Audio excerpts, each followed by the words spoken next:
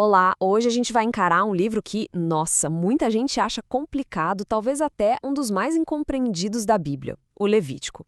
Para muitos, parece só uma lista de regras antigas, meio estranhas. Mas e se a gente olhasse para ele de um jeito diferente? E se ele for, na verdade, um projeto detalhado para construir uma sociedade inteira ao redor de uma ideia central? Uma ideia que responde a uma pergunta muito importante. Pois é, a grande questão que o Levítico tenta responder é essa aqui. Tenta imaginar a cena, um povo que acabou de sair da escravidão, ainda se organizando no deserto, e de repente a presença poderosa e santa de Deus está ali, morando literalmente no meio do acampamento deles. Isso cria uma tensão gigantesca, né? Como é que um povo imperfeito pode conviver, pode sequer chegar perto de uma santidade tão pura? O livro do Levítico é, basicamente, a resposta para esse dilema. Então, como eles resolvem isso? Bom, a primeira parte da resposta está nos rituais. É importante não pensar nos sacrifícios só como oferendas.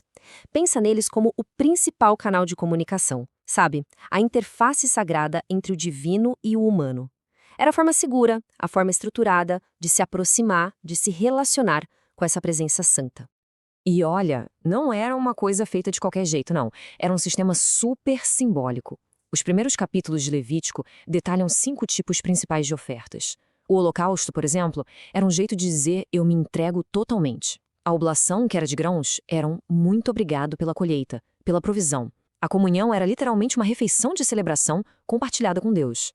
E aí tinham as ofertas pelo pecado e pela reparação, que eram para consertar as coisas quando algo saía do eixo, para restaurar a harmonia. E o mais interessante é que o processo era muito pessoal. Não era só chegar lá e entregar para o sacerdote fazer tudo.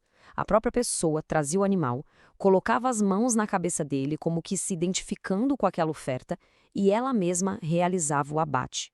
Só depois disso é que o sacerdote entrava em cena como um mediador para apresentar a oferta a Deus. Era um ato de envolvimento total. Só que chegar perto do sagrado tinha seus perigos, e perigos sérios se não fosse feito do jeito certo. Lá em Levítico 10 tem a história chocante de Nadab e Abiú, os filhos do sumo sacerdote. Eles resolveram oferecer um fogo profano, um tipo de incenso que não tinha sido pedido por Deus. A consequência? Foi na hora e foi fatal. Um fogo saiu da presença de Deus e consumiu os dois. É um lembrete bem duro da seriedade e da precisão que eram exigidas no coração do santuário. Ok, essa ideia de ordem, de fazer as coisas do jeito certo, não ficava só lá no altar, não. Ela se espalhava por toda a vida da comunidade através das leis de pureza. E aqui é muito fácil a gente confundir isso com higiene, mas não é bem por aí. O segredo aqui é pensar de forma simbólica. Ser puro não era sobre estar limpo, mas sobre estar inteiro, completo, em ordem, para poder se aproximar do espaço sagrado. E aqui está o pulo do gato, a coisa mais importante para entender. Ser impuro não era a mesma coisa que ser pecador. Era um estado normal, temporário, da vida. Por exemplo, dar à luz a um bebê tornava a mãe impura. Tocar um corpo morto tornava a pessoa impura. Eram eventos da vida que meio que borravam as fronteiras entre a vida e a morte. A impureza só significava que, por um tempo, a pessoa precisava ficar afastada do santuário. Depois, passava por um ritual e tudo voltava ao normal.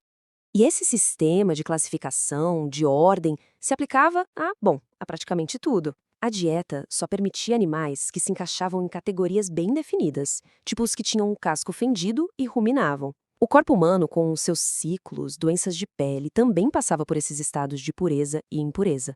O contato com a morte, claro, exigia um período de afastamento. E olha que louco! Até objetos como uma casa com mofo podiam ser considerados impuros e precisavam de um ritual.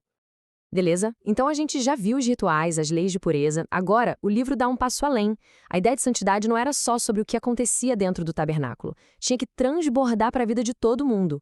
A santidade precisava ser vista no dia a dia, na ética, na justiça social da comunidade. E é aqui, no meio de todas essas regras que parecem tão distantes, que a gente encontra uma das frases mais poderosas e conhecidas da história da humanidade. Não está num livro de filosofia, está bem aqui, no coração do Levítico. Esse mandamento vira a peça central que conecta o amor a Deus com o jeito que as pessoas se tratam umas às outras. E olha, isso não era só uma frase de efeito, um ideal vago.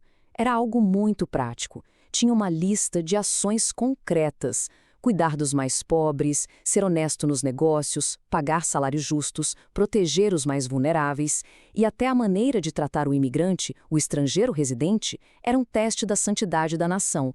Amar o próximo era uma ação. Mas a santidade não era só sobre o espaço sagrado ou sobre como as pessoas se tratavam. Era também sobre o tempo.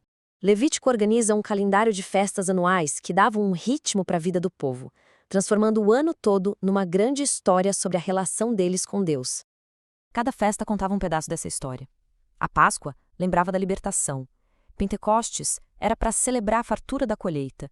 A festa das tendas era para nunca esquecer o tempo no deserto, a dependência de Deus.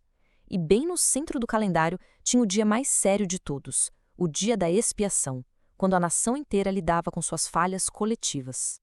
E falando em dia da expiação, tem um ritual lá que nossa, a imagem é muito forte. É a história do bode expiatório.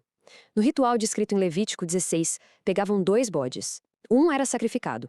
No outro, o sumo sacerdote colocava as mãos na cabeça dele e confessava todos os pecados do povo, como se estivesse transferindo toda a culpa para aquele animal.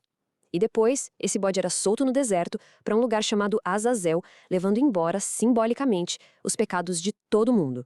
Era um ato visual, dramático, de um novo começo. Ufa! Então, depois de passar por tudo isso, rituais, pureza, leis sociais, calendário sagrado, o que a gente tira disso tudo? Qual é a grande mensagem, o legado que o Levítico deixa pra gente? É que, no fim das contas, Levítico é muito, mas muito mais do que uma simples lista de regras. É um projeto gigantesco, uma visão de mundo completa. É um manual de como construir uma nação inteira que vive de forma consciente na presença de um Deus santo. Cada lei, cada ritualzinho era uma peça desse quebra-cabeça, tudo pensado para moldar um povo que refletisse a justiça e a santidade de Deus em cada detalhe da vida. E tudo isso nos deixa com uma pergunta final, para a gente pensar um pouco. Será que o Levítico é só um monte de leis antigas que não fazem mais sentido? Ou será que, lá no fundo, ele carrega uma visão que nunca envelhece? Uma visão sobre o que significa construir uma comunidade justa, ordenada e conectada com algo maior? A resposta para isso talvez mude o jeito como a gente lê não só esse livro, mas muitos outros textos antigos.